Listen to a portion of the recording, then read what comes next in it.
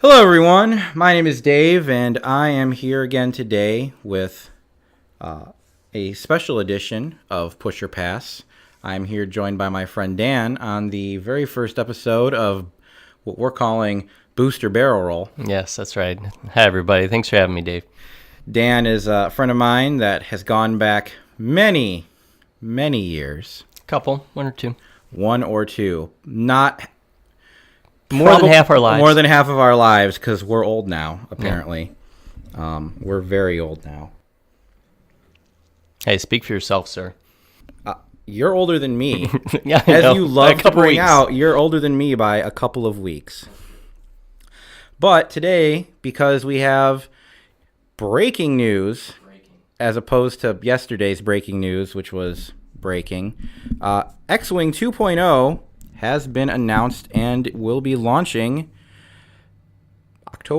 September. Close. Yep. Pretty close. AKA just in time to be released for Gen Con, baby. Mm-hmm. They've even officially announced that it will be early released at Gen Con. So that is a thing. It's not even speculation. I mean, when you announce something's coming out in September, I'd be willing to bet the contents of my wallet they'll have something there at Gen Con. It's the Fantasy Flight way, you know? Predictable. You either release stuff at Christmas or at Gen Con. There is no in between, really. If you're going to release it in June, just wait. Because who releases at Origins anymore? Poor Origins. We all love it. We do love it. I love Origins. It's my first convention. I'm not saying anything terrible about Origins. I wholly endorse the fact that they are back and better than ever, breaking all of their old attendance records. Yeah, they're getting better. They actually have. Their attendance records went way up from the last time, you and I went, years ago. Everyone remembers Origins being super busy and packed, like back in the early 2000s, late 90s. That was the big boom for Origins. But it's actually been way better since like 2012 or 2013. Like they surpassed everything. They're way better. Yeah, I just went a couple years ago. It was impressive.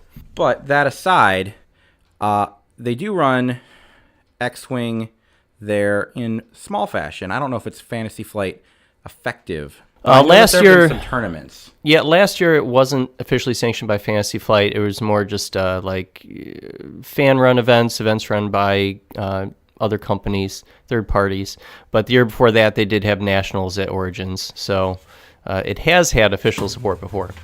We've known each other for a long time, and we've been playing X-Wing since the game launched. I believe we demoed the game at the Gen Con it was releasing. We did, 2012. Well, it didn't even release then. It was just for demo, and we were like, please, can we have some money? No, it did. That was its soft launch.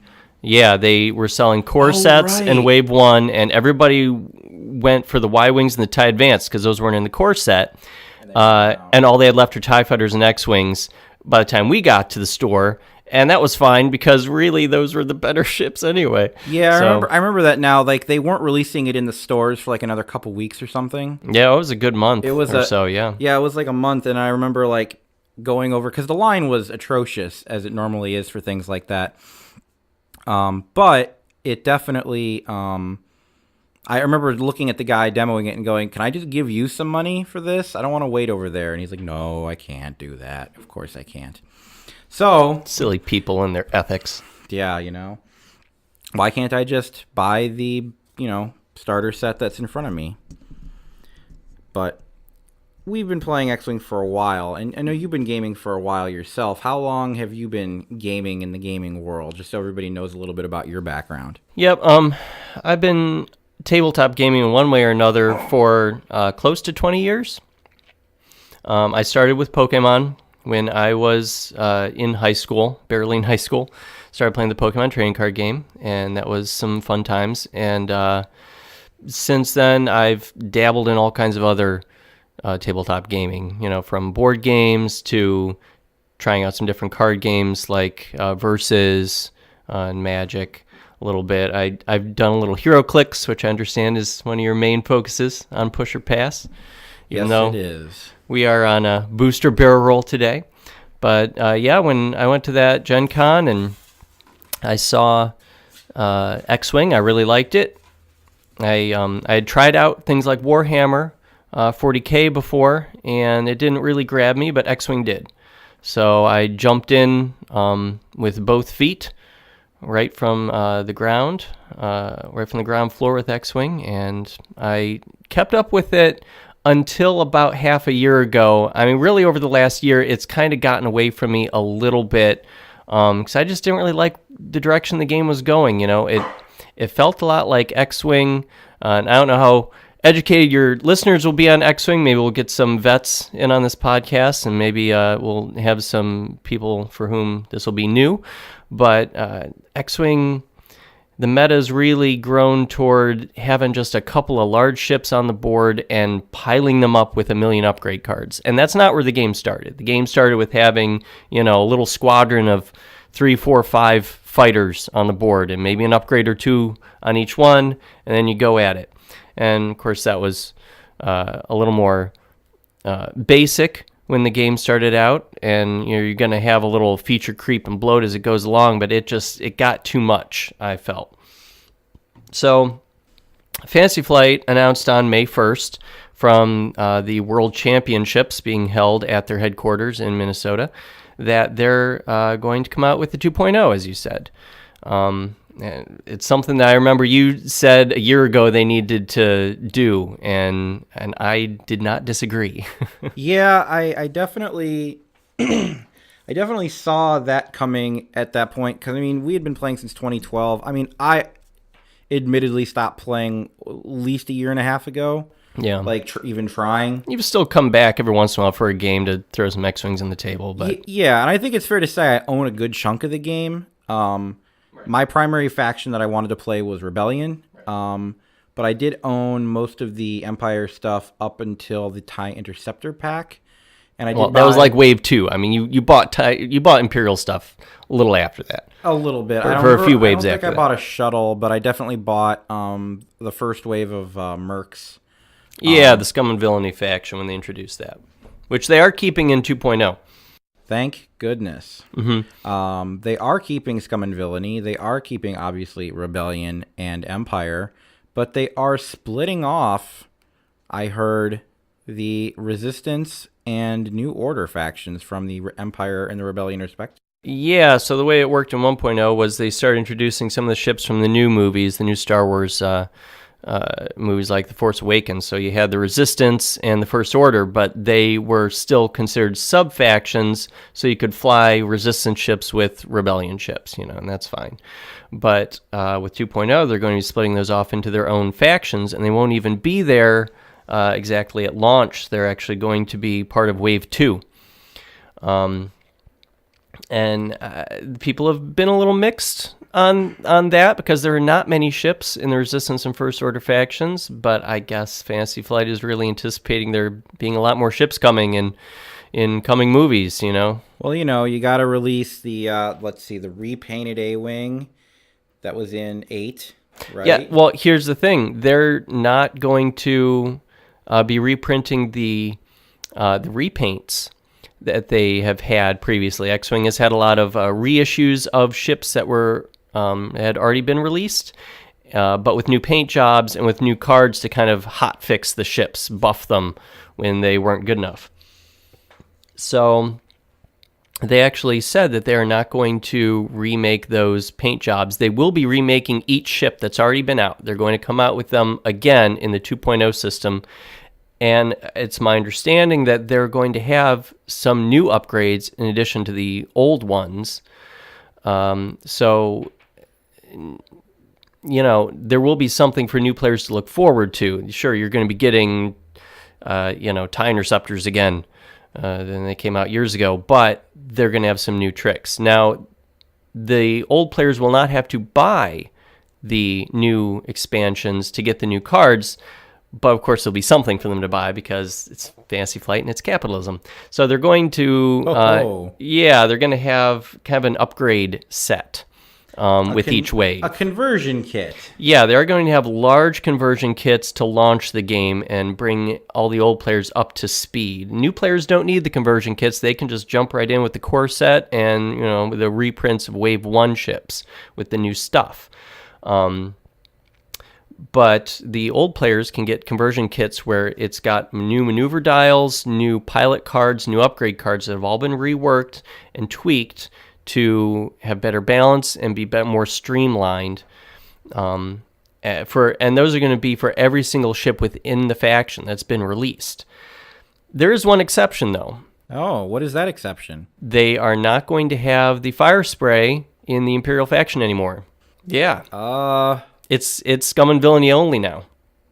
So your Imperial faction cards are not going to be really usable anymore. So it's still obviously playable in 1.0 because they can't do anything to go to everybody's house and burn those. Sure. So, because they've basically stated, from what I've gathered, you can still play 1.0 if you want, but they're moving forward with supporting 2.0. Right. They're gonna the tournaments will be for 2.0. They're gonna keep releasing ships, and all the bases will fit the old sized cutouts and everything will be, for the most part, compatible. But obviously that fire spray, the Boba Fett and Craxus, the good old Craxus. God, that guy gave me some nightmares some days. But good old Craxus ain't working for the Empire anymore. Now he is 100%. Oh, they probably won't even have that pilot. Are they not even going to move him over? I mean, we don't know yet. But I'm sure Boba Fett will, because it's Boba Fett. You can't have a Star Wars game and not have Boba Fett in it. But, yeah, we don't know. They haven't come out with all the information, so we don't know what pilots are surviving, which ones aren't. I mean, we know Luke's going to make it with the Rebellion and Wedge Antilles. But they have debuted some new pilots. They've shown some new pilots that will be in ships that, weren't there before. So they are going to bring some new stuff. So let's talk about what they're bringing over from the old.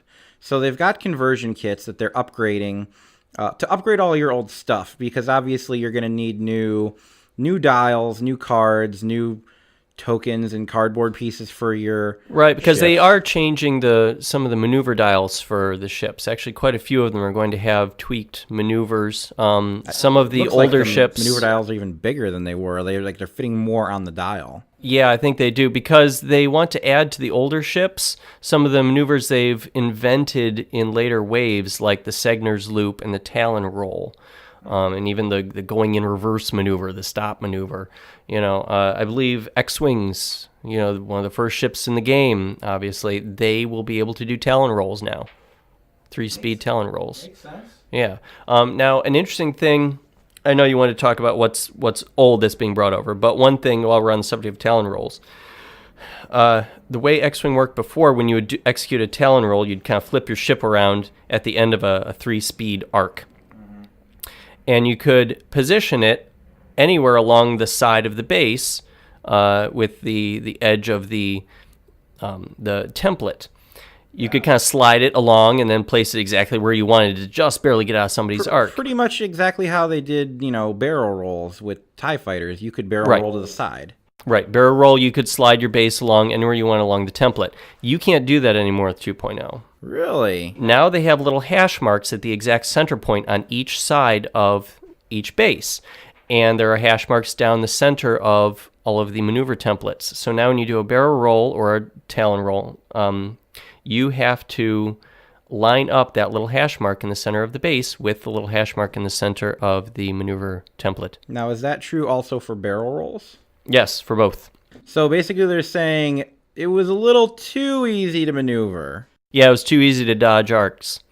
And that's probably kind of a balance thing because they're going to be bringing over from the old game the rotate arc that they designed for some of the later turret ships in the game.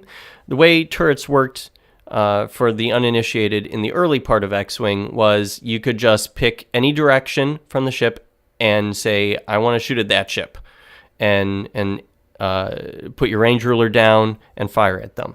Best they didn't have to mechanic ever. Yeah, they didn't have to be within an arc. Most of the small fighters with no turrets, they had kind of a 45-degree line coming out of each side of the front of them to create, kind of a little 135-degree arc. And would that be 135 degrees? Or would that? I guess it would be 45 degrees. It was a little arc coming out the front of the base, and you would measure off of that. And that's the only way you could shoot, basically in front of you. It made sense. both turret ships, you can fire in any direction with some of the older ones. Well, they eventually came up with something called the mobile firing arc for turret ships, where you could not fire in any direction you wanted. You had to click a little arrow that's attached to the center of your base that would point to one of the four sides of your ship, the four sides of your base. And whichever one you decide to click it to for that particular turn, that's the side you can shoot out of. So you had to anticipate where the enemy you would want to shoot at would be.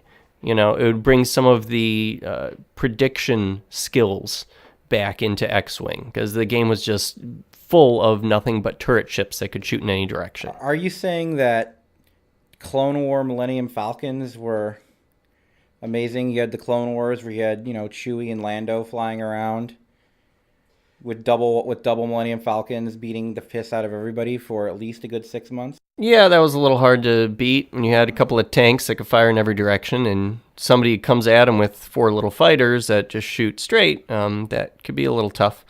So they're bringing the new mobile firing arc, new as of the last several waves. They're bringing that over to every single turret ship in this game, is my understanding. And that's good. That's what I was hoping for if they did a 2.0. So refresh my memory on the firing arcs there. When do you choose to turn them? Is it during your move? I believe it counts as an action. So when you do a maneuver, you're allowed to do an action in X-Wing right after your maneuver, and each ship has their own little selection of them. So turret ships will have, as one of their available actions, a rotate firing arc action. And I'm imagining that'll then, you know, be a rolling action into some sort of new ability that they have. As I've heard that they are going to have multiple actions on. You're going to be able to do multiple actions now with everybody. Possibly. I'm not sure about that. Well, I've heard. Well, you know, they said, you know, push the limit was getting removed, so they were like, okay, you can just do two actions on pretty much everybody. No, I don't know. That's not true. They took the push the limit upgrade card away, and push the limit was a very powerful upgrade card that would let you take a stress token, which kind of limits your maneuvers a little bit, to do a second action. You could do any action on your action bar. It was probably the most broken card in the game. It created a lot of efficiencies. It was the reason that TIE interceptors were good for that first wave. Because I remember playing Soontir and continued to be good. I remember playing Soontir Fel and putting push the limits on him so he could focus, barrel roll, when he stressed himself, get a free, I believe it was focus token on him. Yeah, you'd want to take a focus token because then that helps you to attack or to survive, whatever you need. You'd essentially lets you manipulate your dice. 3 actions out of him. Yeah, it was pretty rough. Now, they actually did say, I believe today, what Soontir Fel will be able to do now. His pilot ability has changed. So instead of getting a focus whenever he takes a stress, now he has to get an enemy ship into his bullseye arc to take a free focus token. And the bullseye arc is an even more narrow set of lines printed on the front that's on the front of every ship. And so it's not a persistent mechanic for every ship, but whenever something might reference the bullseye arc, if you will, and it's not really an arc, it's 2 straight lines, every ship will have it on them. And the bullseye arc is pretty narrow, so that you have to really get your Soontir Fel lined up on who you want to shoot at. And so if you do that, then you get your free focus token. So, you know, you can use a regular action on a barrel roll or something with him, which has already been nerfed a little bit as far as not being able to slide it anymore.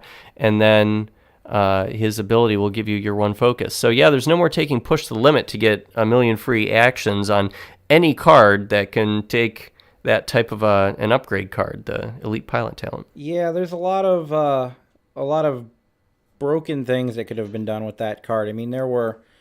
I can't remember exact specifics. I wish I had them in front of me right this second. My stuff's upstairs. But I remember, you know, you could just, with push the limits, I remember my favorite was taking good old janky Jack Porkins, and you'd take him and you'd target lock and you'd focus to give him that stress token, and then just roll them bones to see if he takes damage or see if he takes damage or removes a stress token. Right, his pilot skills to take stress tokens away on a dice roll, so you might take it away. So you could kind of abuse push the limit with him. Just keep getting multiple actions and shed the stress, and you're good to go. I did that. I remember the greatest turn ever was K-turning with him, removing the stress, not taking damage, and then also focus and target locking on the ship in front of me that had already gone, also removing the stress token and not taking any damage, and then completely obliterating that ship in front of me that turn because of all those shenanigans. Yeah, I don't think many players did that because it's pretty risky, but it's still pretty fun when you pull it off. That was the best way to play him. It was great. you were either dead by turn 2 or they were dead by turn 2 because he was just a firing machine. Mm-hmm. So let's get into some of the other things that are being kept from the old game. From 1.0 to 2.0, they are keeping the range ruler the same, where it's got 3 bands to it. You got your closer range that adds an attack dice, and then the farther away range adds an evade dice to the ship being attacked. Everyone who owned a special version of that range ruler size relief. You're right, exactly. You can keep using them. And anybody who has fancy maneuver templates, you can pretty much keep using them. The new ones do have a line down the center of each one, which helps, especially with bumps. It kind of helps you with moving your ship back a little bit without it getting too tricky. But the main reason for those lines, of course, are for the barrel roll and talon roll. But otherwise, so you might just want to get a new 1-speed maneuver template so that you've got that one little hash mark down the center for when you do barrel roll, because that's probably going to be pretty common still, even though it was nerfed. They are keeping many of the phases the same as far as the turn goes, but they're changing some of the names. So like the combat phase is now called the engagement phase. And I believe the planning phase, when you're setting your maneuver dial, choosing what your maneuvers for each ship are going to be, that's no longer called the planning phase. I believe it's called the strategy phase. I don't know why they made changes like that. Change for the sake of change, really. It really is. I feel like those sort of changes are just going to confuse older players, and it's not like there's just a small player base for this game and they're looking to move into a blue ocean. I mean, this has been the biggest tabletop game for years. It's been one of the best selling ever, I want to say. Like, for the years it's been out, like, it's been a dominant part of the market share. It's been on top of the charts. When I go to Gen Con and Adepticon, all the major gaming tournament events, they're booked. I mean, there's many tables full of that game. So it's not like they're not missing anybody. Right. So you're going to have people who are going to keep calling it the planning phase and the combat phase for a long time. Everybody's going to understand what you mean. And really, unless the person is a giant dick, then, And you have some of those. Yeah, you're going to have, I'm sure, a few. But, for the most part, everyone's going to go, all right, fight, whatever you want to call it. Just shoot each other is really what it comes down to. So one thing they are going to add to the turn order, they're adding a phase for dropping bombs. Okay. I'm going to guess, I'm not sure. I guess I shouldn't say. I don't know where exactly it's going to be in the turn order. I don't know if it's going to be before you move or after everybody's moved. I do know that they said there will no longer be action-based bombs. You can't spend an action to drop a bomb because there were some abusable combos with that. So now you have to drop bombs just during the bomb-dropping phase. But bombs do count as ordnance, and there are reload abilities, reload actions now that can let you re-up your ordnance after you've spent it. Ordnance, that refers to what, torpedoes and missiles? Also, yep, torpedoes and missiles. So you'll be able to reload those too on ships with the reload action. So one would hope, after the, 5 or 6 different cards that fix torpedoes at the very end, that maybe they've figured out how to make those work now? I think so. And the reload action isn't new. It has been introduced later in 1.0, but I think now they're going to put it on some of the older ships. I believe the Y-Wing is going to have the reload now. They're going to still have torpedoes and missiles, But, we're getting into some of the changes a little bit here. But I know as far as like proton torpedoes, now you do need a target lock still to fire it, but you don't need to spend the target lock. You can keep it and use the target lock to actually help your attack, or hold on to it for more torpedo usage. Because that was one of the... Thank the maker. Right, that was one of the big problems with Ordnance, is a lot of the early ones had you spending target locks, and nobody wants to do that, for one attack. But I need this. Yeah, and another big problem with Ordnance is that you get your one shot with your Ordnance card, and then it's gone. And so now you can reload with any ship that can take them, I presume, at least a lot of them. One would hope. I mean, that... In Wave 1, the shooting a torpedo at a TIE fighter, I mean, you might get a kill. But, moving on down the range, when you had, TIE fighters and bigger ships that can soak more than 3 damage, I mean, those torpedoes didn't count for a whole hill of beans. Kind of a drop in the bucket. Yeah, and a lot of things started to be able to mitigate stress, or mitigate damage, rather, pretty easily, and add evade tokens. Now, evade tokens are still in the game, but they do work a little differently. How do they work now? Well, now instead of adding an evade result to whatever other dice you rolled when you are defending, now they change one of your dice results to an evade. So, for example, you can't roll 2 evades with your dice and then spend an evade token to add a third evade, so you're blocking 3 damage. Now you have to, let's say, roll 2 evades and a blank, roll an evade and a blank, and now you can change that one blank to a second. So an evade is essentially a focus just for defense. Right, which, kind of makes more sense, because why shouldn't the defensive one work just like the offensive one? The defensive token of evade, why shouldn't it work the same as the offensive? Everybody wants just a free block. Everybody needs that free block. It's just better that way. It's better for you. It got abused a little bit. Let's put it that way. Are you saying that it might have been abused on, say, a Millennium Falcon for a long time? Oh, well, it's been abused on much more than that since then, on a lot of ships. So 2.0 is removing the abuses. Well, it's getting rid of those loopholes that people were exploiting that were left in the game, fair and square, but they're getting rid of them so that now it'll be a more balanced, fun, streamlined. Can't fault them for doing it. No, it's what the game needed. Now, let's look at some of the changes. We've already talked about some of the changes here and there. It's hard not to when they're making so many little subtle changes to everything. But they're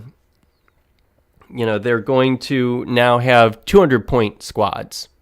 But that doesn't mean you can have twice as many ships on the table. They're going to double everything's points, more or less. Having 200 points per squad, they've said, gives them better granularity. Gives them room for design space? How about that? Isn't that a novel concept? Isn't that a novel concept? I wonder if they looked across the country and saw what Privateer Press was doing. Full disclaimer, that's pretty much exactly what Privateer Press did. They even hashtagged design space as their why they did it. They're like, oh no, this will give us room to grow because we'll be able to, then a 10-point thing won't be the same as a 20-point thing in the future. It'll be a 18-point thing or a 22 as we design it. So I give them credit for that. It just works. Because when you're using a finite number, it's not so, it's not like, the GW systems where you're dealing in hundreds, if not thousands of points. Right. But when it can be overwhelming. Yeah, which can be very overwhelming. But when you have 100 points of X-Wings and, each X-Wing is about 30, you know what you're getting. Right. Now the X-Wings are probably going to, double. But they're probably going to come down a little bit. So an X-Wing cost, on average about 27 points or so? Oh, for some of the higher ones. I mean, the band, yeah, I suppose. The band in 1.0 was 21 points for the cheapest X-Wing, and the most expensive, I believe, was 29. So they're probably going to be, 40 to 60. Now, one of the last upgrades that they are releasing, one of the last expansions they're releasing for 1.0, is an X-Wing fix. It almost seems silly at this point to announce 2.0, but still be releasing some 1.0 content that's fixing old 1.0 problems. That's kind of what they've been doing for the last few expansions, as we just found out. Some of the last few expansions have had new things that made things better, and they're going to be standard standardized in 2.0. So one of the things they're doing here with this X-Wing fix is they are making the X-Wing cheaper. They're releasing an upgrade card that will lower the points for the ship, whatever ship it's on, and they're going to make some of the upgrades that you attach to them cheaper as well, because the X-Wings were just overpriced for what they were compared to the later things that have come out in the game. And that kind of brings us to another problem that they're fixing with 2.0, the rigidity, if you will, of the points. In 1.0, point costs for every card are printed in the corner, and that tells you how many they're going to take up in your squad when you're building your squad before a match. So the FAQ document on the Fantasy Flight website has become a Goliath. It's just encumbered with errata and changes to cards that needed fixes, including some of them were too expensive. So they had to lower the cost. Or we've got a bunch of upgrade cards, and this goes back to the problem with having a million upgrade cards on just a couple of ships, because they kept releasing upgrade cards that would be basically hot fixes to make the ship better, to fix some kind of a problem with it, to make it cheaper when it was clearly too expensive. So with 2.0, they're fixing that by not printing any points at all on any of the ships, on any of the upgrades. But if they don't print any points on any of the ships or upgrades, how will you know how many points to play with? Use the Force, obviously. Oh, well, it's a good thing we're all Jedi here. Right. Now they're actually pulling another idea, getting some inspiration, if you will, from their friends at Privateer Press. They're going to be releasing an app on smartphones, and the app will be regularly updated to let you know what the points each card costs. So you'll have to look at the app because it's blank on your physical cards. You have to look at the app to see how much that card you're holding in your hand will cost to put into your squad. It's basically got a squad building app on it, or function built into the app, which sounds cool. Hopefully they implement it well. Hopefully they build it well. Well, if anything has taught me from War Room was clunky in War Room version 1. It got better in 2. It had room to grow, but it didn't crash nearly as much. But for the most part, you got everything in there. You got all the things to look at. I liked it as an app for just reading all the things. You could see what every faction had. So if this app has at least the same usefulness as the app known as War Room, then, they're probably doing okay. Yeah, we can only hope that FFG has some good app developers on the case. Have they said whether or not this app will be free? Yes, it will be free. Oh, thank goodness. Oh boy, look out, other game companies. Privateer Press, why does your app cost money? Oh, shot across the bow. Yeah, they didn't borrow that idea, I guess, from Privateer Press. Well, Privateer Press's app costs money because you essentially buy access to all of the game's components for cards and stats instead of buying them physically. They've basically given up on releasing cards physically because you can go get them online, or you can use their app. They'll always release them because they're doing dynamic updates the same way that Fantasy Flight is going to be doing dynamic updates. Mm-hmm. It makes me wonder why Games Workshop doesn't just release all their core books digitally for maybe a little less. Dan, that's a question that has not been asked just tonight. I'm just saying. Just saying. You're asking a question that has been asked a lot. Well, I don't have nearly enough time in the day to start going over that hot mess. Yeah, we're going to have to come up with a new witty name for what that spin-off podcast will be. Oh, God. Okay, so some of the new stuff with X-Wing 2.0. They're going to have 2 new tokens. The old game had some tokens like Focus and Evade used during combat. Things like Stress limited your motion, and things like the Stealth or the Cloaking device token let certain ships that could go into stealth do that. So they're going to have those, but they're going to add to those the Force token and the Charge token.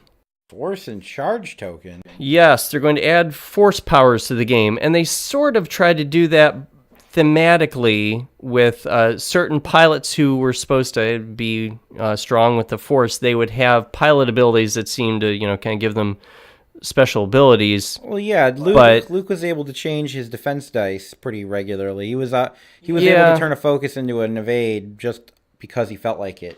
Yeah, I mean, but it pretty quickly stopped feeling like they're giving these pilots Force abilities through their pilot text, because I mean they couldn't just have a small handful of the pilot cards in the game actually have abilities. That would be boring. So almost all the unique pilots actually were getting they got pilot abilities, and there's no denotion whether they actually were using the Force when they were doing it. So they wanted to kind of add that theme back into the Star Wars game. They wanted to add Force powers into it, which makes sense. It's Star Wars. It should have the Force.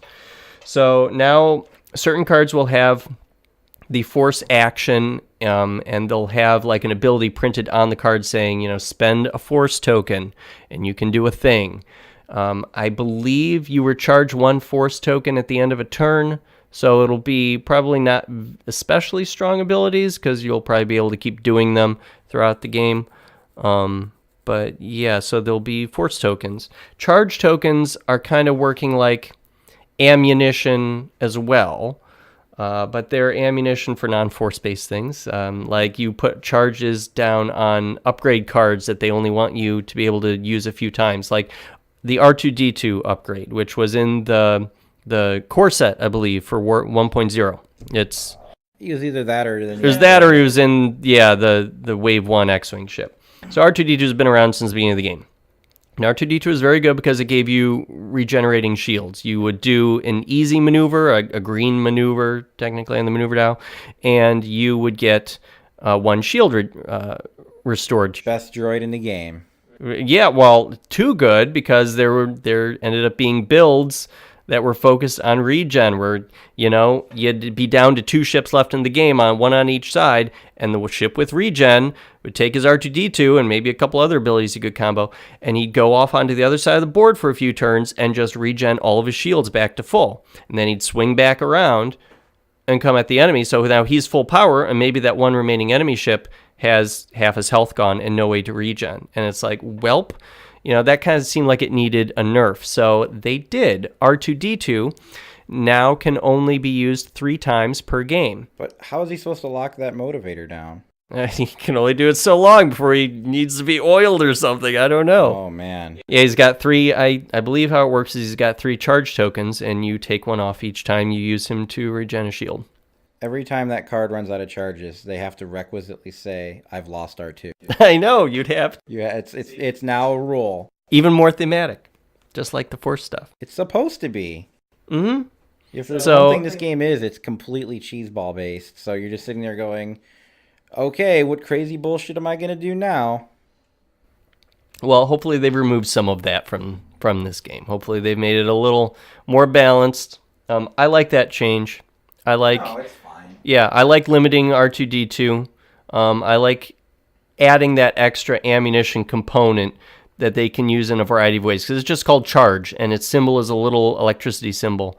And that could be really useful for limiting how much something can be done in a game when they want to give somebody a powerful ability, but they don't want to break the game. Okay, you can only use it twice. That. And I don't know how many times it came down to whether or not you can recharge your shields multiple times a game.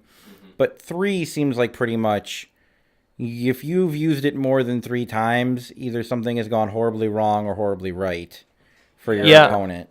I mean, here's the thing, some ships could just list lazily through space, taking their green maneuvers and just regenning a shield each turn. And maybe they also have some really good evade abilities, maybe using that eponymous evade token that just, gives them a free evade result on top of whatever they rolled with their dice. So maybe they're only 1 damage is getting through each turn, and then they're just regenerating it back after 1 turn. So you're in a no-win situation. I mean, when you had like a basic TIE fighter or another similarly weak ship, maybe like a Z-95 Headhunter, going up against some massive ship like the Ghost, you had no hope of cracking that thing, So it's it's a good change. Overall, with 2.0, I like what they've done. I'm just not sure I like how they're doing it. And it goes back to those conversion kits. Obviously, they need a conversion kit. You can't just make all the people who have been spending hundreds, thousands of dollars really on their old collections for the last 6 years. You can't make them rebuy all the new stuff as if it's a new game again. That's going to have people up in arms, and you'll lose a ton of players. So you got to give them the components to keep at least some of their collections relevant.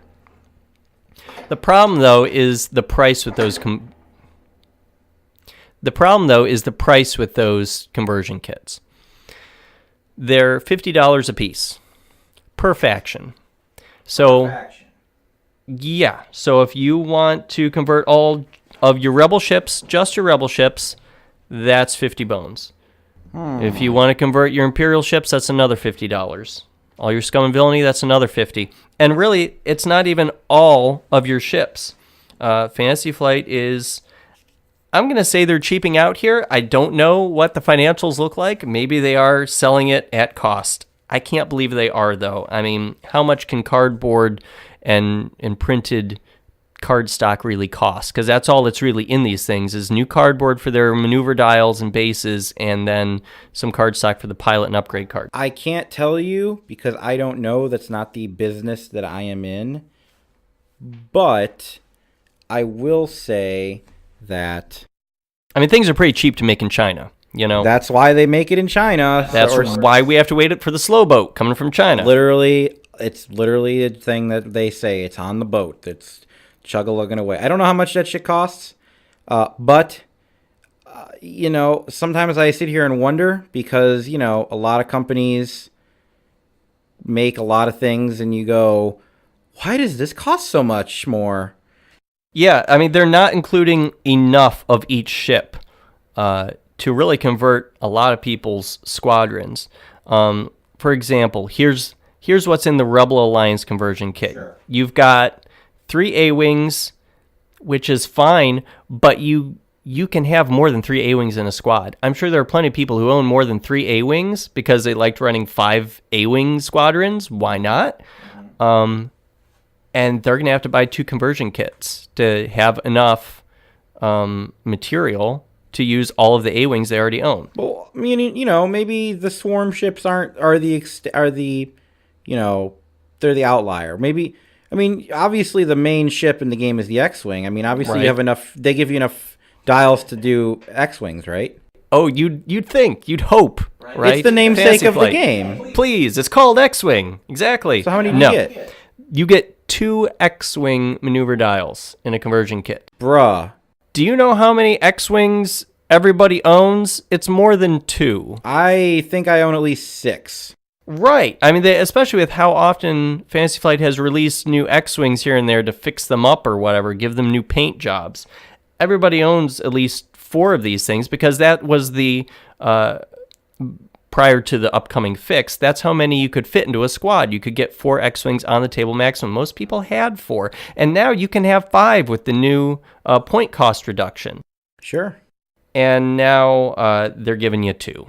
Now, they are going to have a new core set with 2.0. I'll bet they will. And even old players are required to buy the core set. So that's another cost. Why are they required to buy it again?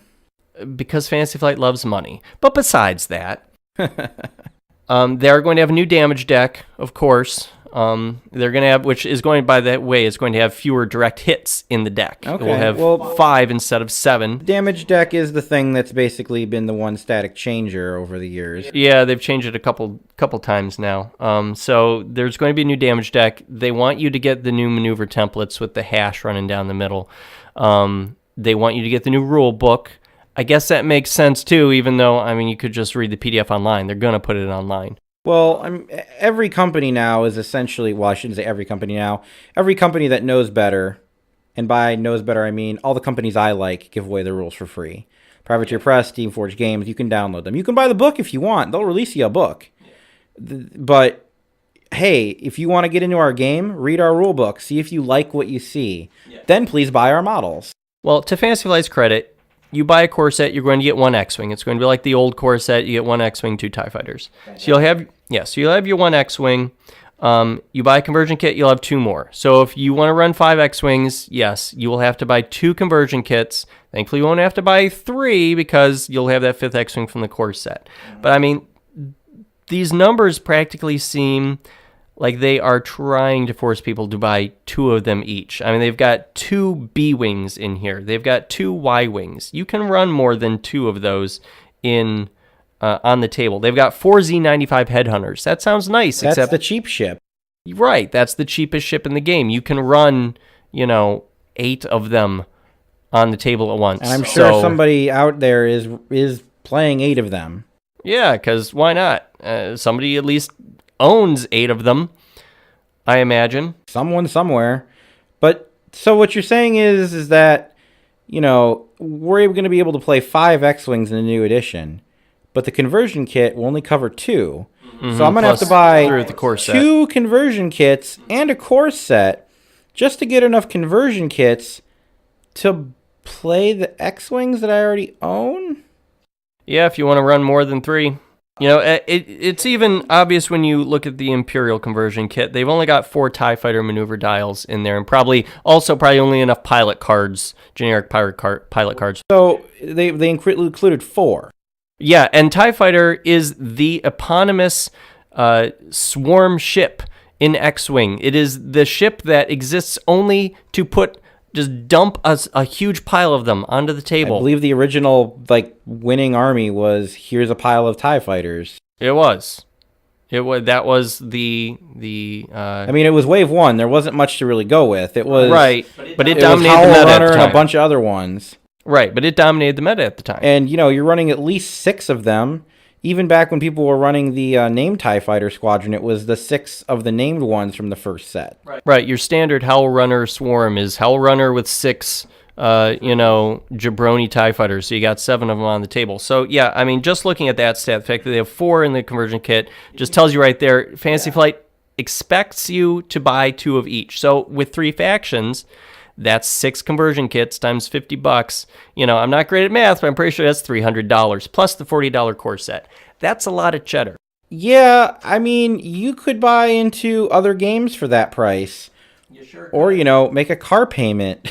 But no, if you want to keep up with this game, it's going to cost you a car payment. Right, exactly. Well, and that's the thing is, you're going into the second edition of the game. Everybody always knows there's going to be a rulebook change. Mm-hmm. So you got to buy the $30 to $50 rule book, or just go get it online or something. But when things change from edition to edition, you don't expect to have to buy new models. I don't, because they're not. And you don't making here. You at least don't have to buy the models here. The conversion kits are just pilot cards and cardboard.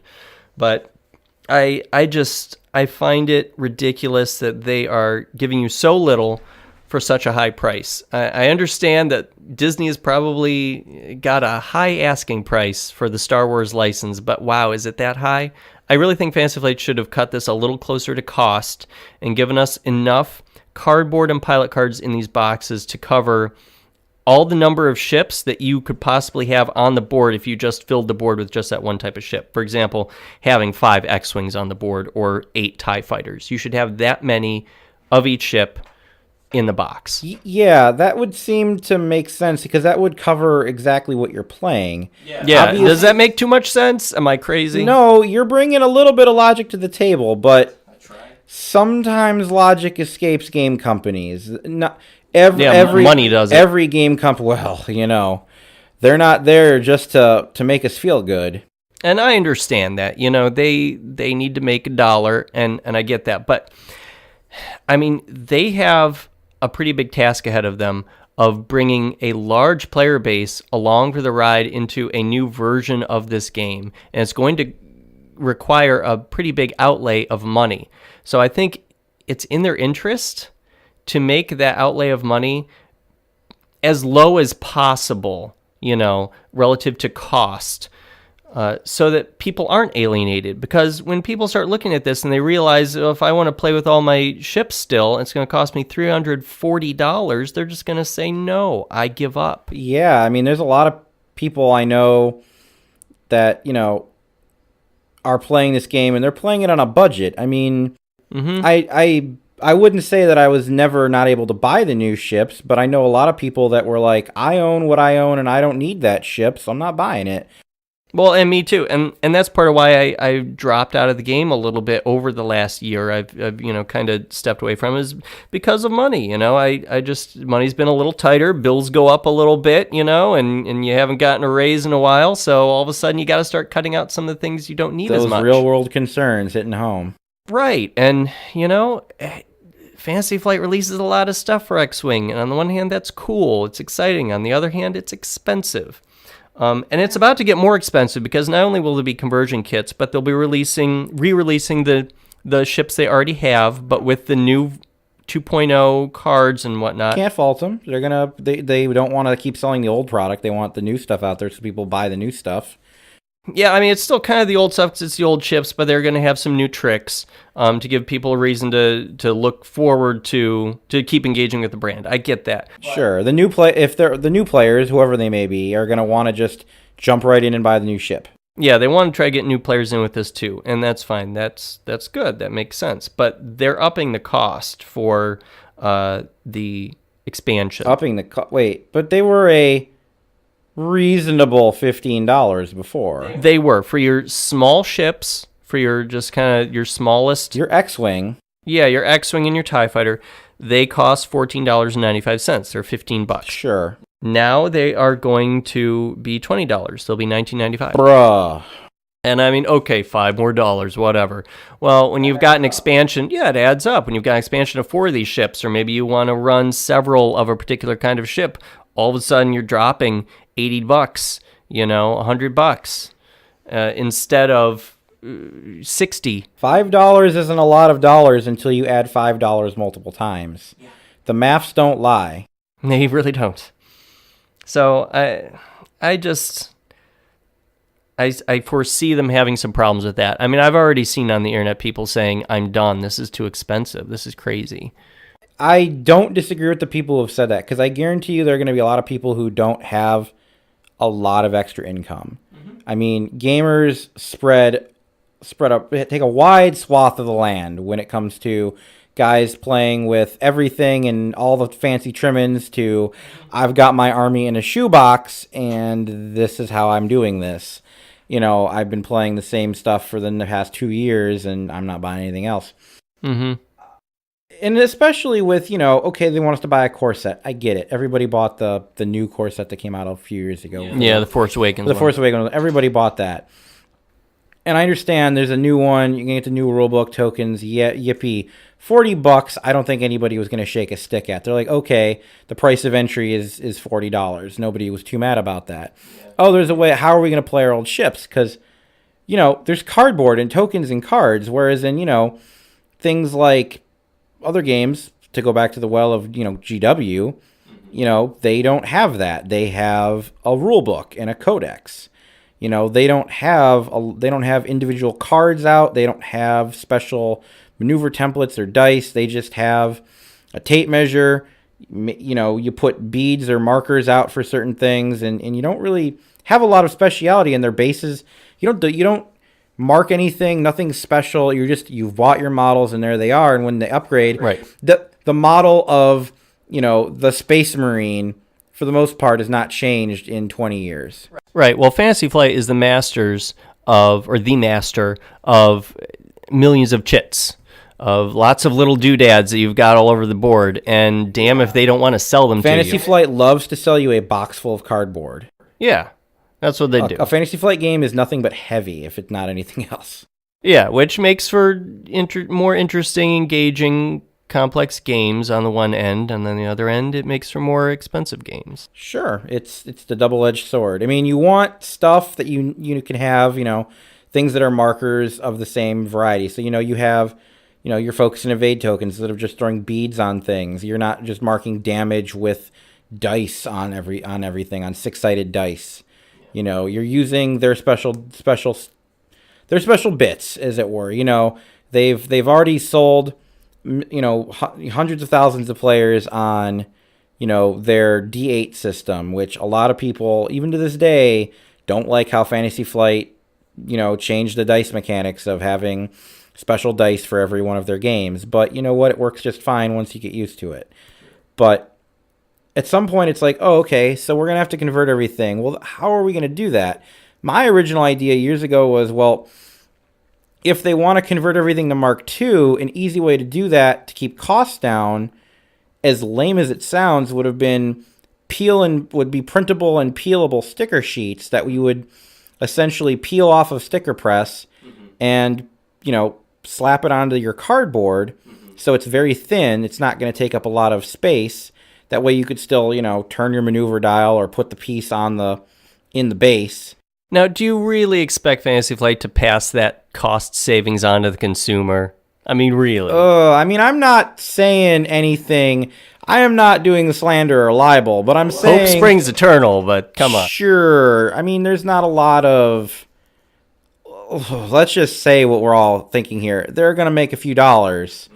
And they're looking at it going, okay, well, all of our people still already own all this stuff. How do we still get how do we still cash in on this new edition when everybody already owns everything? Oh, let's make them spend $50 to $300 worth of their money just to play the new edition. Yeah, I just feel like they really needed to keep the costs lower to bring players into 2.0. Even, just to make sure that you're bringing people along. At least for that initial outlay, make sure that your costs are as low as possible. So another thing that I think they're kind of dropping the ball with is this requirement to have a smartphone app with the game. On the one hand, yes, it's a good idea. It'll be cool to be able to build your own squads in an official app and look at everything, and they'll be able to fix point totals on the fly. On the other hand, there are some people who, even though they might seem like they're a little, I don't want to say backward, but they have their preference. They don't want to have a smartphone. They just haven't gotten one. They're still on flip phones. They don't want a cell phone at all.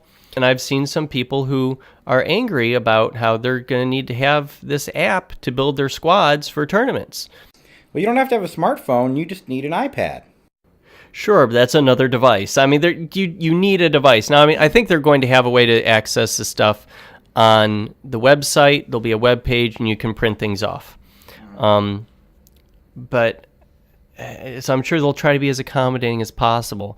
Adding that extra layer of technology is naturally going to alienate some people who just can't get past that barrier. Also, there are some people who are just offended by the idea of having smartphones out when they're tabletop gaming. Some people get away from technology through tabletop gaming. I'm sure there are people who really didn't like how the new XCOM, at the time, new XCOM board game, and how that game was requiring a cell phone to be out at all times. And one person's job was pretty much to be manning that cell phone. Sure. A lot of people they play board games to get away from the technology and the buzz and the blink and everything.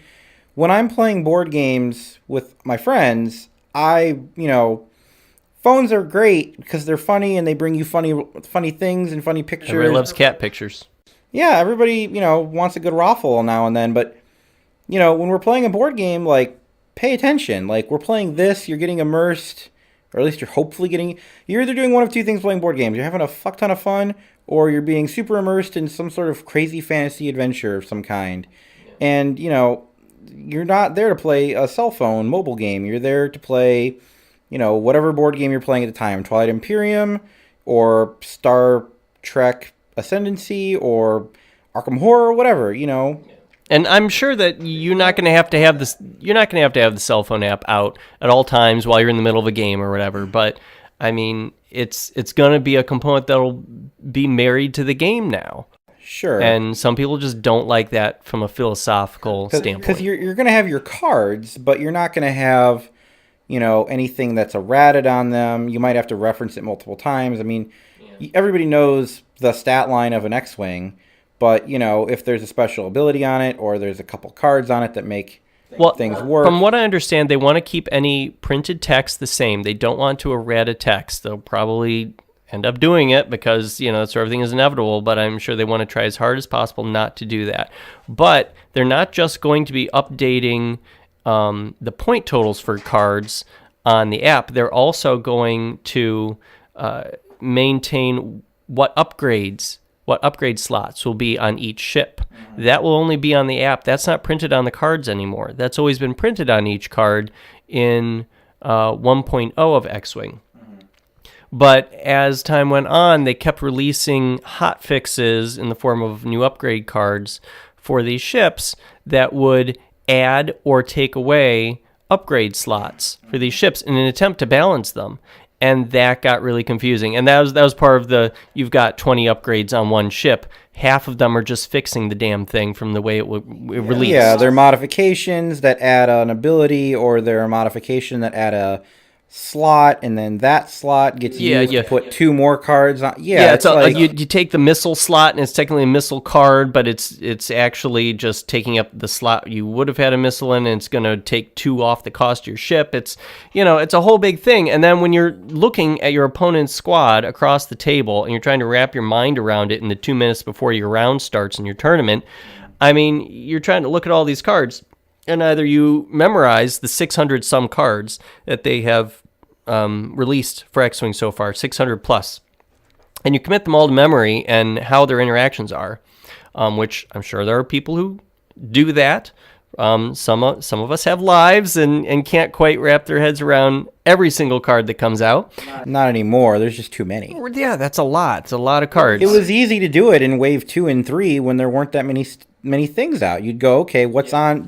There's only like 3 slots, so it's, you know, there's a droid, there's a upgrade, and, you know, whatever else, but there weren't that many things. I mean, when I walked around Gen Con last year, I want to say it was last year, 2017, you know, I was looking at the tables, and they have all these giant, you know, they're all these large ships, as you said, and there's, you know, 4 or 5 cards attached to them, and a guy rolls his dice, things happen, and magically 5 damage appears, and I'm like, what did he just shoot at him? Like, it was this weird half donut sea-looking ship. I'm sure you know what that one is. Well, yeah, that's some sort of merc thing. Yeah, it's one of the Scum and Villainy ships. But I mean, you know, he has, you know, I'm like, holy crap, there's so many cards attached to it. I don't even know what it did, but it was just, you know, some form of thing was shot, and, you know, because all this stuff triggers, now all this happens.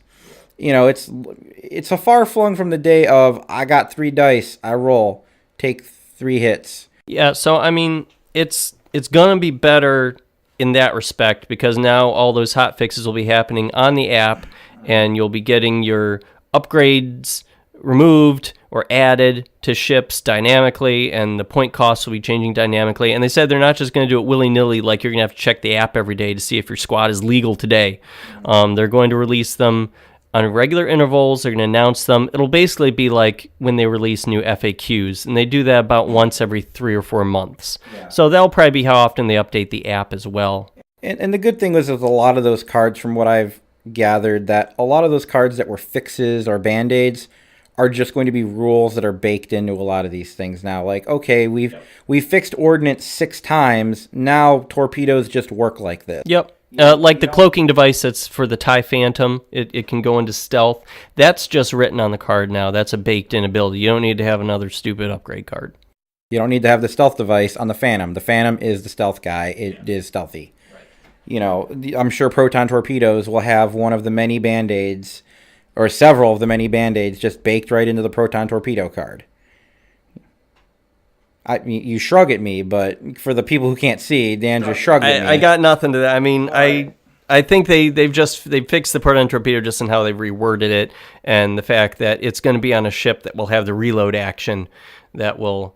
But I need my guidance chips, and yeah, no, not anymore. They've removed some of those hot fixes. Like it's my understanding that the twin laser turret, which was supposed to fix small base ships that could take turrets, and none of the turrets were actually worth taking for them. But my ion turrets were so good. Well, I think they'll still have ion turrets, but they're taking away the twin laser turret, which let small base ships fire twice in any direction. You know, that it wasn't using any kind of mobile firing arc. It would let them fire twice. Fire twice to do 1 damage each, as long as they hit. Right, if they hit something, yeah, then it would get reduced down to 1 damage. But if you're pretty much, it's a pretty strong attack each time, so you had a good chance of doing 1 damage each time. So that's 2 damage a turn. And if you've got several of those ships on the board, you could be taking down a ship each turn. You can focus. If you can focus fire a tie, that's important. Yeah, it was a good idea at the time for a little while, and now it seems like it's being sunsetted. But there's a lot of things to unpack here. I mean, bitching and moaning aside, there's probably a lot of other things that they're moving on with the new game. There's so many new things. things. Edition of the game. I mean, there's pages upon pages in front of us. We barely know anything, and there's still way too much to go over. Yeah, so let's go over some of the other stuff that they're bringing in, changing. That's exciting. Let's talk about that. Yeah, there's a couple more things we can kind of get through that are new. There's going to be a new medium base size. So before with X-Wing, you had small base ships and large base ships, and that was it. And as they were bringing new ships into the game, they started realizing that some ships didn't really fit into either category. Some of them were a little too small to be on a large base, but they were kind of ridiculous looking from a size standpoint on a small base. So they've created a new size in the middle called a medium base. I think the Fire Spray is now a medium base ship. Sure. I swear I saw a list where they had come up with... Aggressive shuffling for people who can't see it. He's going through his papers here like we a go. newscaster. I've come through with my notes here. Okay, so the U-Wing, which is from Rogue One, that's going to be a medium base ship. The ARC 170, which is most famous from the prequels, but they did release it in this game, that's going to be medium base. The K-Wing, which is a goofy-ass bomber from the comic books, I believe. I don't even remember that. Yeah, the G-1A, which is one of the Scum and Villainy ships. The Kimogila, another Scum and Villainy ship. That one from Star Wars Galaxies, the MMO. Yep. The Skurg bomber, the Fire Spray, the TIE Punisher, the TIE Reaper, and possibly more, will all be medium base ships, which is cool. Also, the TIE Silencer, which was the ship that Kylo Ren flew in the most recent Star Wars movie, The Last Jedi. Neat looking ship. It's a little big for a small base ship. They're actually going to be remodeling that ship. That's one of the few ships that they're going to come up with a new sculpt for, and they're making it smaller so that it will, I guess they want it mechanically to be on a small base. Well, it's a one-man fighter. I mean, yeah. It was supposed to be. Was it a large ship before? No, it's a small base ship, but the figure's huge, and I think it had some trouble staying on the base. So, they're gonna make that into a small ship. Okay, so variety is the spice of life, right? I'm sure there's going to be some things medium base ships do differently. I mean, yeah, maybe. I'm sure there's going to be things that small, medium, and large base ships do differently or have different effects now. I'm sure they're going to bake something in with that. Yes, that should be interesting. Once again, they're expanding their design space. It's all about giving us design room. How about that? Yeah. That's excellent. So another change that they're making is that some actions will be read. So in other words, when you take the action, you then get a stress token right after you've done the action, if it's a powerful enough action, or they just want to limit that action on a particular ship. So maybe you use a reload action on your Y-Wing, but they don't want you to keep doing it without some kind of a penalty. You'll reload one of your ordinances with another of the new charge token, put another one on your ordinance card, and then you'll take a stress token because it was a red reload on your ship card. And so then you'll have that stress, and you're going to have to shed it by doing a green maneuver, or maybe some other kind of shenanigan from another pilot ability. On the subject of shedding stress, when you get ioned, you still can't set your maneuver dial for a turn when you've been ioned, and you have to put a one speed template Yeah, right in front of your ship and move your ship 1 forward. Well, that used to always be a white maneuver, so it didn't stress you out, but it didn't remove your stress either. I did remember it coming up once where not being able to clear the stress did affect a person. Yeah, it was called stress locking people. It became a pretty popular tactic where you would put a bunch of stress onto a ship and then you start ioning him, and he would just have to list lazily through space and not be able to ever clear his stress because he's just constantly ioned and he can't do any green maneuvers. So that's changing with 2.0. Now as far as we can tell, as far as the information we have, that's going to be a green maneuver, that 1 speed straight. The easy maneuver, so you can clear your stress. Yeah, so if you have stress, it will clear. You won't be able to move in whatever way you want, but at least you won't just be locked down, which can be frustrating. Well, I mean, hey, that's good. It's a good fix for the game that is needed. I mean, I'm sure it came up more than I can remember, but I'm sure this does help someone somewhere. Rejoicing the day that their Millennium Falcon flew off the side of the board or something. Also, to go along with the Force, the new Force tokens, they are going to have a Force abilities upgrade slot. Okay. So there'll be a whole new line of upgrade cards that go along with Force abilities. So when they release Episode 9's cards, there'll be some spoilers, is what we're saying. Yeah, I suppose. Well, they might just stealth release those on the day the movie comes out or something like that. Because they like doing that. This guy's a Force user. Bum, bum, bum. Yeah. I could legitimately see that happening. Surprise, Princess Leia can use the Force more than we thought. Whoa. I'm just saying. I mean, yeah. Let's move on. I'm not sure I've got much more as far as big changes to the game. We've gone over quite a few, and I think that gives your listeners a pretty good idea of what's changing with X-Wing 2.0. Sure. So let's wrap it up with our final thoughts. I mean, we've gone over a lot of stuff, and you said you've been a little upset with a couple of things. Sure. Conversion kits are coming out, new rulebook and box in a couple of months. September hits, or August and September hit. You can buy the things. Dan, are you continuing with the game? How do you feel about this game? Are you continuing with it? Is this the end of Dan piloting it as X-Wings?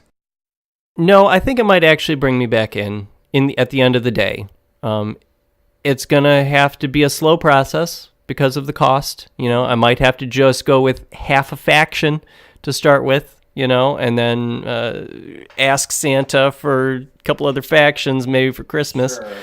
Sure. But I think these are good changes, and they're going to make the game more fun. It's going to help the long-term life of the game in the end, even though it's going to be rocky initially with people balking at the cost, balking at the fact that things are changing because change is scary to people. Change is scary. And the fact that app is going to have to be used. People are going to have to get used to that.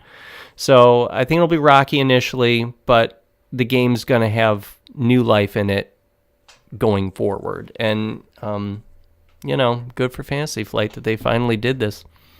Yeah, I was really saying that they were going to have to I started saying it probably about 2 years ago, that I'm like, they're going to have to figure out a Mark II here. You have been talking about it for a while.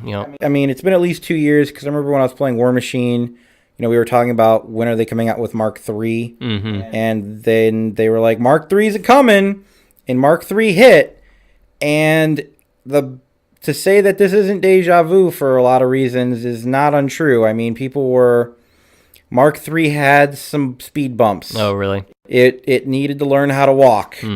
It was interesting, but it was necessary for the game's life, because it needed, you essentially, the same thing. They doubled the point cost of everything, gave them more design space. It was like a common strategy. Double the point cost of everything so they can make things happen in their world, get more divergence, so that a 9-point unit in this one game, in this one army, is it's the brother of another 9-point unit, but this one does it better. So now that one costs more by a point after they doubled everything. Mm-hmm. But I do like that idea. So they're going to 200-point games. Things will get a bit more expensive. I like that. I like that because, again, you get more variations, and if you tweak things right, you can get a whole mess of good things in there. Whereas, yeah, if you want to spend a lot of points on a couple of ships and put all your upgrades in the baskets, that's great. But, now we can see X-Wings actually flying against things. Yeah. One of the biggest reasons that I had, sorry to cut you off, but one of the biggest reasons that I stopped playing the game, that, as you well know, because we've had this discussion before, my favorite ship in the game is the X-Wing. My favorite ship of all time is the X-Wing. A little bit. And when you can't play the namesake of the game, because it's too weak in the meta, what are we doing? Yeah. What are we doing? Where have you strayed, Fantasy Flight?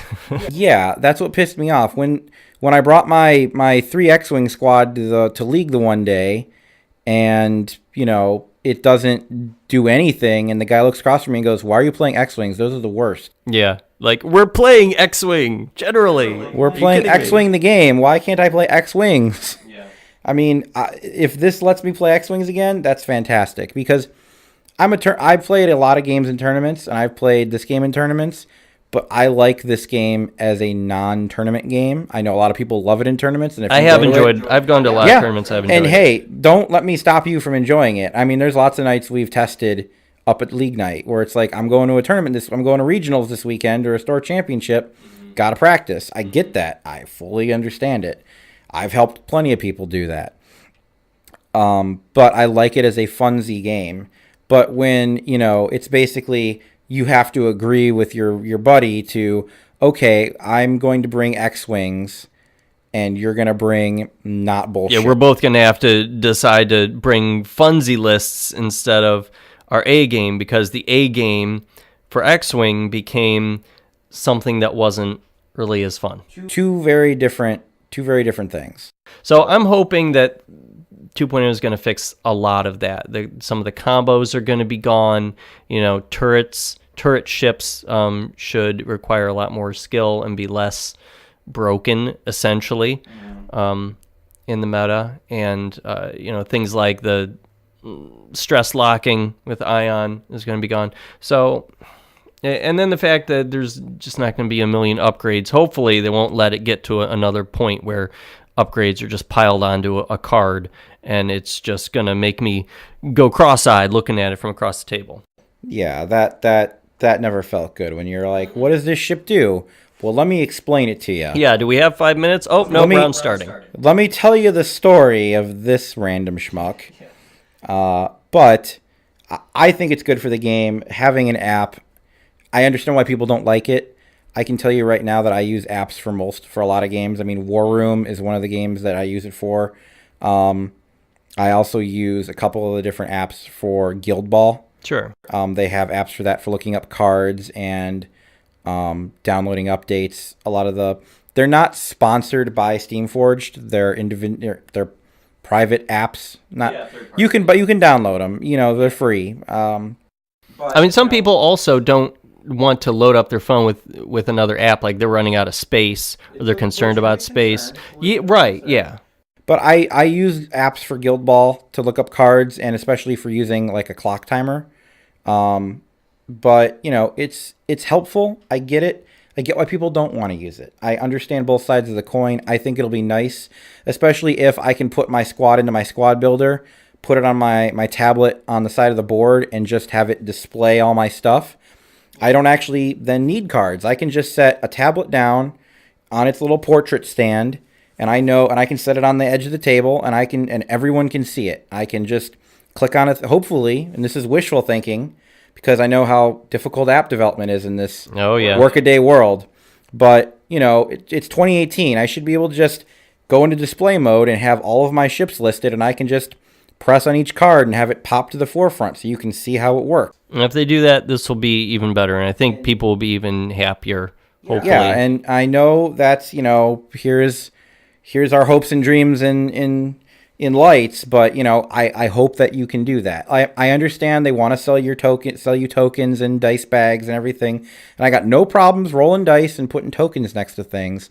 But I'm saying just to clear the clutter, as it were. I'm not saying your tokens are clutter, Fantasy Flight, but I'm saying one of the biggest things with board games, or not board games, but tabletop games, I've seen a lot of things, is just your play area is not as big as it could be due to game table space, especially in game stores where space is at a premium. Yeah. So, let's remove a little bit of the unnecessary things you need. Because, I mean, some people bring a lot of stuff with them to the game store that realistically you only need like when I go to the game store, I have a little carry tray for tournaments, and even for when I go to the league night, I have my little shadow box that I can put my dudesman in, and then drop my bag of tokens or my permanent or my dry erase marker with my Guild Ball guys or my Star Wars guys, and I can carry that around, and it's a little portable thing and doesn't take up a lot of space. Let's make it a little easier for us to move around. I'm not saying. Yeah, and you always got a cell phone with you. But, and let's be real. It is 2018. Most people do have smartphones. I understand there are people that don't have them, and that I get it. I'm not here to make an argument. Some people only have work phones, and they can't. Some people only have work phones, and they can't put it on there. And I get that too. I had the same thing for a while. But I think as a progressive movement, it will be good for the game, and I am happy to utilize it. And I hope that they make it, they test it, they fix it, and they continue to improve it for better player experience. Yep, they've got a few months to go. This 2.0 officially releases September 13th, and it's going to have an early release at Gen Con, which I believe the first day for is August 2nd. Yeah, it's pretty early. Gen Con is pretty early this year, which a lot of people I know are pretty happy about because a lot of college students and teachers are able to go because it doesn't cut into the first week of the semester. Right. So, it's going to be pretty early. So we'll be able to see what the reception is because I'm sure there's going to be 2.0 tournaments that day. Yeah, it's just 3 months away from today, actually. I'm sure you'll be able to buy it on Thursday, and there'll be a 2.0 release event on Friday. I don't think they'll wait until Friday. I think they'll do you think they'll wait until Friday? I would think they'd release that on Thursday. They usually release their new product. No, unless it's announced at they're going to release report. I think they're definitely going to sell the product on Thursday. I'm saying they're not going to hold the first event until Friday or Saturday because here's the problem. Their line is long. Right. I mean, you weren't there at Gen Con last year, but that line was funny. How long? I mean, it snaked. And then it went around their booth and crisscrossed, and it was weird. Oh, it's done that in previous years too. I've seen it. The year before, it just kind of squared around the booth. They actually had devoted space on their actual where they could have put demo tables. Oh. They had lines, the snake backs. So now they're cutting into their own purchased space. Yeah, just for lines. Because their line is too long and unruly. They're too popular. But I mean, look, a couple of companies have that problem. Yeah. I mean, they have it. Privateer Press has a super long line. WizKids has a super long line, and but you got to manage your problems. It's their problem, and they need to manage it, and so they have.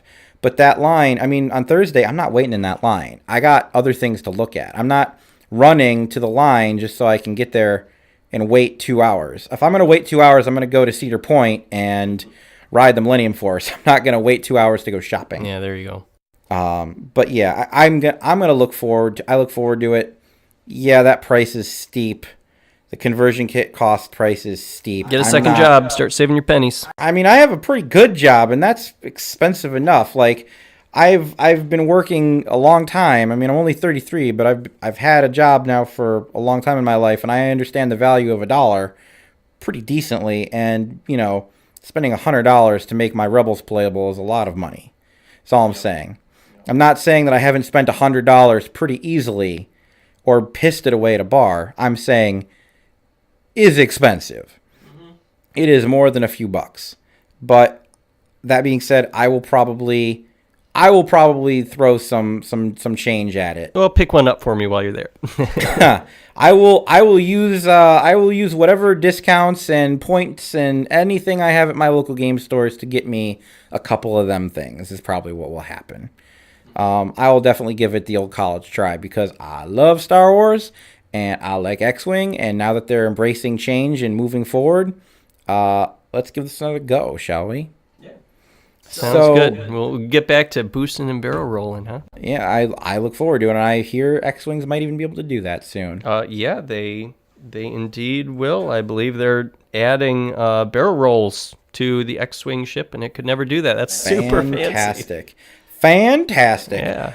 Well, ladies and gentlemen, thank you for joining us for our first ever episode of Booster Barrel Roll. I don't know if this will be a continuing series. It might be, it might not. It might be one-off. It might be every other month. Either way, it was fun. Yeah, Thanks for having me. Yeah, no, I'm glad to have you over. So we're going to probably, go over some more stuff, and as more information is announced, if another episode to follow, or we can just bring you on the normal Push Your Pass podcast for the normal gaming updates. Yeah, I guess I'm going to have to get back into X-Wing a little more hardcore if you're going to bring me on more, so I can get a little more well-versed with, some of the specifics of the meta. I know a lot of people, and I bring you on for your ability to collate data is what I definitely do. I love my lists. Lists are my bag. You sure do. You sure do. So, Dan, thanks for being on. Where can the people find you on the internets if they want to find you? Gosh, I don't know, man. I don't. You got a Twitter handle there? I do, but I wasn't planning on talking to answering people's questions through it. Well, you don't have to answer people's questions, but I'm just saying if you want to put out a thing, where can people find you at if they want to? You don't have to. I mean, my Twitter is Dambo, and then it's an underscore and the number 4. Dambo4. For myself, I don't have a personal Twitter. I'll probably still be getting on that. I talked about it on my last podcast. I don't have one. Get on the Twitters, the Instagrams. I've never had a Twitter. I'm sorry. You gotta Snapchat me. No, I don't have Snapchat either. I forgot my Snapchat password, so I can't Snapchat either. Yeah, but, you can follow all the things for Push or Pass at everything is Push or Pass on Facebook, Instagram, Twitter, Tumblr. Still working on that website. We're getting there. None of us are website people. I know a lot of people, and I know website people, but I still haven't gotten that shit done because... who visits websites these days? It's all social media. Just blast it all out there. But that's what we're here for. So thank you again for listening. Thank you, Dan, for being here. And we'll see you next time.